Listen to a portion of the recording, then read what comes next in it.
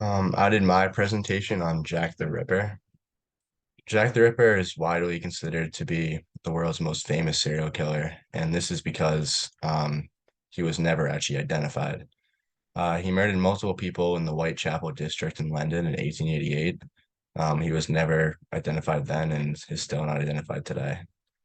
I'm going to start by talking about some theories that exist as to who Jack the Ripper was.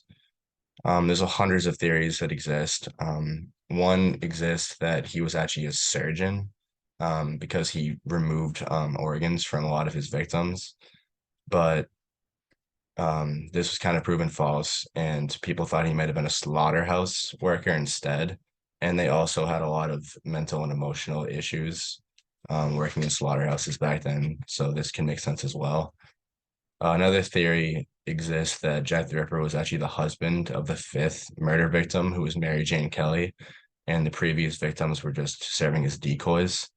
And this is also because he committed suicide right after Mary's death, and this could kind of also prove that he was the killer because of the sudden ending of the killings after his death. There was many letters that the authorities received from people who were claiming to be Jack the Ripper. Many of them were supposed to be fake. However, this letter here has some authenticity behind it. And this is because this letter actually came with a kidney in a cardboard box. And the night before that this letter was received, um, there was a murder victim named Catherine Eddowes who had her kidney removed, and this kidney reportedly matches her missing kidney. So I thought that was interesting.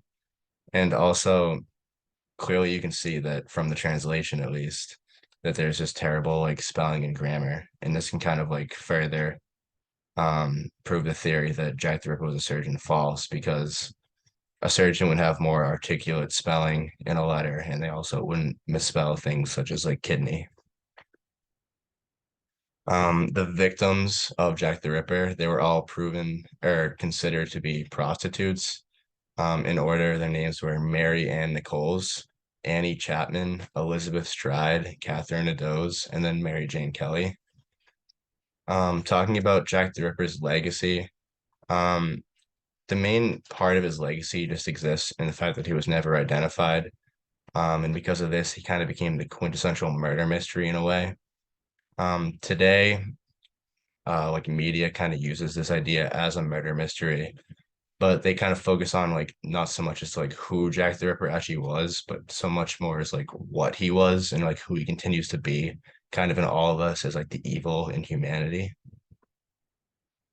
For Victorian society towards women, like because society back then had such like terrible like attitudes towards women, kind of like personally it makes me wonder if Jack the Ripper's victims were prostitutes or just kind of women in the lower class of society, and they were subjected to this poor viewpoint of Victorian society and then labeled as prostitutes by the media. Kind of just showing that women who don't conform to traditional gender roles were at a greater risk of violence being out on the street. For textual connections, the picture of Dorian Gray kind of explores more darker sides of Victorian culture, with Dorian Gray taking part in like a lot of sins such as decadence. Jack the Ripper's murders kind of explore this darkness as well, just showing the evil that exists in human nature. And also the city of Whitechapel, which is where these murders take place, was mentioned when Lord Henry visited his aunts, and they were talking about the Whitechapel district and just kind of how like poor it was and how many problems existed there. And then also in Christina Rossetti's poem, The Goblin Market, with the goblin creatures that terrorize women. And this kind of connects to how Jack the Ripper terrorized women as well. And then in the House of Mirth, I just kind of thought that Gus Trenner was kind of personified as an evil, like goblin-like man, kind of like the men in Christina Rossetti's poem. And although he wasn't like physically like attacking women, he was still evil by nature, as he wanted like compensation through sexual acts with Lily Bard. And then just further references. There's many nonfiction and fiction writings that exist about Jack the Ripper's works. And there's also a lot of movies and TV shows that exist. One starring Johnny Depp called From Hell. And here are my works cited.